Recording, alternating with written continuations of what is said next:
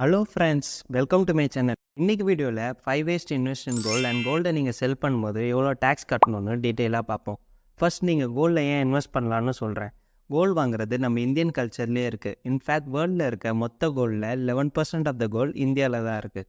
Second, gold is considered to be a safe investment. எப்போல்லாம் வேர்ல்டில் problem வருதோ அப்போல்லாம் கோல்டு ப்ரைஸ் இன்க்ரீஸ் ஆகும். எக்ஸாம்பிளுக்கு 2020 கோவிட் வந்தப்போ ஷேர் மார்க்கெட் டவுன் ஆச்சு. அப்போ கோல்டு ப்ரைஸ் இன்க்ரீஸ் ஆனதை இந்த கிராஃபில் பார்க்கலாம். ஸோ உங்கள் ஓவரால் போர்ட்ஃபோலியோவில் 10% கோல்டில் இன்வெஸ்ட் பண்ணலாம். First method to invest in gold, physical gold. நீங்கள் ஜுவல்லரி, கோல்ட் பார் இல்லை கோல்ட் காயின்ஸ்னு வாங்கலாம். ஃபிசிக்கல் கோல்டோட அட்வான்டேஜஸ், நீங்கள் மேரேஜ் ஆர் ஃபங்க்ஷன்ஸ்க்கு இதை யூஸ் பண்ணிக்கலாம்.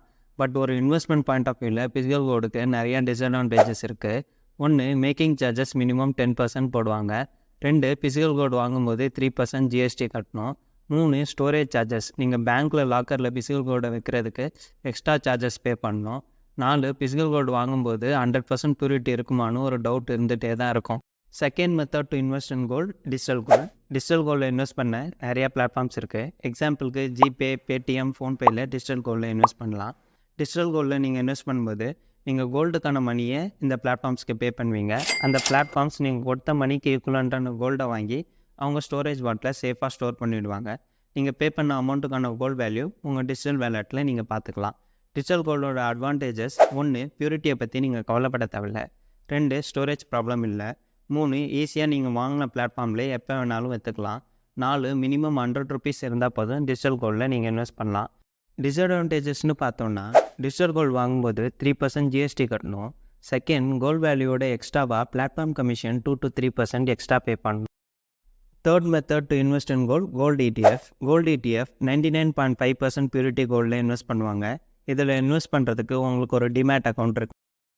நீங்கள் பே பண்ணுற அமௌண்ட்டில் 99.5% அமௌண்ட்டை ஃபிசிக்கல் கோல்டு வாங்கி உங்கள் ஸ்டோரேஜ் வாட்டில் சேஃபாக ஸ்டோர் பண்ணிவிடுவாங்க.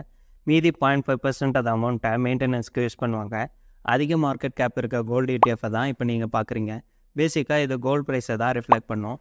அட்வான்டேஜஸ்னு பார்த்தோன்னா, பியூரிட்டியை பற்றி நீங்கள் கவலைப்பட தேவையில்லை. ஸ்டோரேஜ் ப்ராப்ளம் இல்லை. ஷேர் மார்க்கெட் ஓப்பனில் இருக்கும்போது நீங்கள் ஈஸியாக செல் பண்ணிக்கலாம். டிஸ்அட்வான்டேஜஸ்னு பார்த்தோன்னா, மினிமம் 1 gram ஆகுது இன்வெஸ்ட் பண்ணணும். Fourth method to invest in gold, gold mutual funds. Gold mutual funds physical கோல்டை வாங்கி ஸ்டோர் பண்ண மாட்டாங்க. ஏன்னா gold mutual funds 1 or 2 gold ETFல இன்வெஸ்ட் பண்ணுவாங்க. Axis, SBI, HDFC gold mutual funds மாதிரி நிறையா இருக்குது. Gold mutual funds net asset value, NAVயில் தான் நம்பர் ஆஃப் யூனிட்ஸை நீங்கள் வாங்க முடியும். கோல்டு ப்ரைஸ் இன்க்ரீஸ் ஆகும்போது NAV ஏறும். கோல்டு ப்ரைஸ் டிக்ரீஸ் ஆகும்போது NAV குறையும். அட்வான்டேஜஸ்னு பார்த்தோன்னா, கோல்டு ETFல மினிமம் 1 gram வாங்கணும். பட் இதில் மினிமம் இன்வெஸ்ட்மெண்ட் அமௌண்ட் ₹500 தான். செகண்ட், ஷேர் மார்க்கெட் ஓப்பனில் இருக்கும்போது எப்போ வேணாலும் செல் பண்ணிக்கலாம். டிஸ்அட்வான்டேஜஸ்னு பார்த்தோன்னா, 1 yearக்குள்ளே விட்ரா பண்ணிங்கன்னா 1% எக்ஸிட் லோட் சார்ஜஸ் பே பண்ணணும். செகண்ட், ETF கம்பேர் பண்ணும்போது எக்ஸ்பென்ஸ் ரேஷியோ அதிகம். Fifth method to invest in gold, sovereign gold bonds. Sovereign gold bonds issue பண்ணுறது RBI. எவ்ரி 2 to 3 months இதை இஷ்யூ பண்ணுறாங்க. நீங்கள் இது RBI வெப்சைட் இல்லை HDFC ஆர் SBI பேங்க் வெப்சைட்ஸ்லும் வாங்கலாம். போஸ்ட் ஆஃபீஸில் போயும் இதை நேரடியாக வாங்கலாம். ஆன்லைனில் வாங்கும்போது கிராமுக்கு ₹50 எக்ஸ்ட்ரா டிஸ்கவுண்ட் கொடுக்குறாங்க. Digital gold and gold ETF மாதிரி கவர்மெண்ட் கோல்டை வாங்கி ஸ்டோர் பண்ண மாட்டாங்க.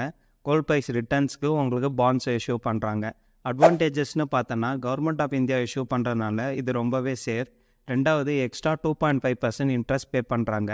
எக்ஸாம்பிளுக்கு கோல்டு ப்ரைஸ் 7.5% அப்ரிஷியேட் ஆகுதுன்னா 2.5% இன்ட்ரெஸ்ட்டை சேர்க்கும்போது நம்மளுக்கு ஓவரால் 10% ரிட்டர்ன்ஸ் கிடைக்கும். ஸோ SGB கோல்டு பாண்ட்ஸ் தான் best method to invest in gold. இப்போ கோல்டை செல் பண்ணும்போது எவ்வளோ டேக்ஸ் கட்டணும்னு பார்ப்போம்.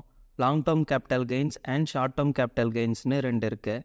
கேபிட்டல் கெயின்ஸ் அப்படின்னா, நீங்கள் கோல்டு விற்கிற ப்ரைஸ்லேருந்து கோல்டு வாங்கின ப்ரைஸை மைனஸ் பண்ணணும். எக்ஸாம்பிளுக்கு நீங்கள் 50,000 கோல்டு வாங்கி 60,000க்கு செல் பண்ணிங்கன்னா 60,000 - 50,000, ஸோ 10,000 தான் உங்களோட கேபிட்டல் கெயின்ஸ். கோல்டு வாங்கினதுலேருந்து 3 yearsக்குள்ளே நீங்கள் செல் பண்ணும்போது அது ஷார்ட் டேர்ம் கேபிட்டல் கெயின்ஸ். இதுக்கு நீங்கள் இன்கம் டேக்ஸ் ஸ்லாப் ரேட் படி கட்டணும். எக்ஸாம்பிளுக்கு நீங்கள் 10% ஸ்லாப் ரேட் இல்லை 30% ஸ்லாப் ரேட்டில் கூட இருக்கலாம். 3 yearsக்கு மேலே ஹோல்ட் பண்ணி செல் பண்ணும்போது அது long term capital gains. Long term capital கெயின்ஸ்க்கு ஃப்ளாட்டாக 20% இன்கம் டேக்ஸ் கட்டணும். இங்கே தான் SGB இன்வெஸ்ட்மெண்ட்டுக்கு ஒரு மோர் பெனிஃபிட் இருக்குது. அதாவது நீங்கள் 8 years மெச்சூரிட்டி வரைக்கும் ஹோல்ட் பண்ணி இதை செல் பண்ணும்போது கேபிட்டல் கெயின்ஸ்க்கு 0 டேக்ஸ். நீங்கள் டேக்ஸே கட்ட தேவையில்லை. SGBயில் கேபிட்டல் கெயின்ஸ்க்கு 0 டேக்ஸ்னு சொன்னேன். பட் நீங்கள் 2.5% இன்ட்ரெஸ்ட் அமௌண்ட்டுக்கு எவ்ரி இயர் டேக்ஸ் கட்டணும். ஃப்ரெண்ட்ஸ், இந்த வீடியோவில் கோல்டை எப்படி டிஃப்ரெண்ட் மெத்தட்ஸில் வாங்கலாம், அதோட அட்வான்டேஜஸ் அண்ட் டிஸ்அட்வான்டேஜஸை டீட்டெயிலாக பார்த்தோம். இந்த வீடியோ உங்களுக்கு யூஸ்ஃபுல்லாக இருந்தால் வீடியோவை லைக் பண்ணுங்கள், அப்படியே என் சேனலுக்கு சப்ஸ்கிரைப் பண்ணிவிடுங்க.